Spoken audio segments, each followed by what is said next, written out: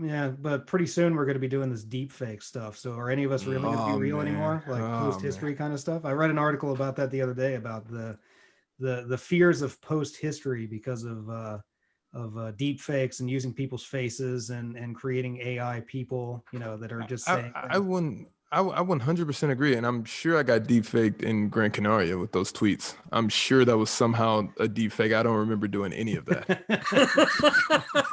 and that's when I knew it was real. The plane landed, and I'm like, "What is the hype about? Who did somebody die?" And they're like, "Your career, it's dead." I'm like, R.I.P. you know, Loved but not forgotten. it's either my son's mother or a deep fake. It's one of the two or both in You cahoots. So. you became one of those stories about people that fired off a tweet, went in the air for 2 hours and Yeah. landed, and realized, oh no, this was ill-advised, perhaps. Yeah, man. That was yeah, and I was one of the more. Whew, and I see the guys now, and some guys, some teammates know, and some don't. And I just don't even talk about it unless it's brought up. But I'm just like, you guys have to know this because it was everywhere. It was everywhere. So, Mm-hmm. For sure. but as long as Luka Doncic knows me as the guy who sent those tweets out the night after his game, well, yeah, that was me. Be sure to tell him that when you get to Maverick Summer Camp. Gotcha. I was gonna say maybe with social media expertise we could somehow tag him and see if it comes across his.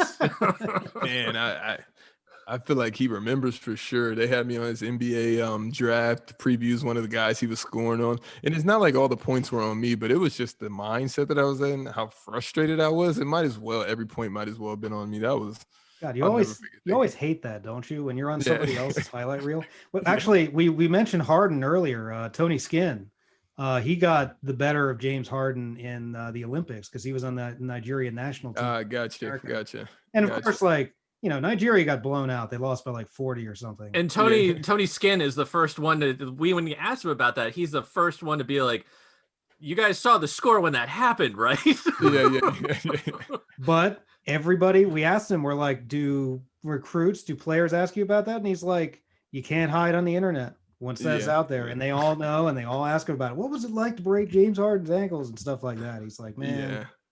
Yeah, I seen that report today. I was watching Undisputed, and it was like, Jason Terry says even this late in his career, people are asking, or this late in his life, people are asking him about the LeBron James dunk. I'm like, yeah, that one's attached to you forever, only because of his greatness. So, So I've got two things about that. Number one, I understand why everybody says it's like, oh, you got somebody, it's a competition and everything like that. But the other way of looking at it, if you're somebody that gets posterized or whatever, for the most part, unless you're just standing there, you tried. Like that's still there's still something there. Number one. Yeah. So why are we shitting on that person for trying? Number one. And number two, here you go. I'll give you an idea going forward.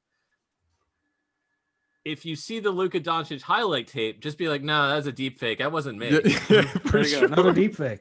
You just keep getting caught by these deep fakes, man.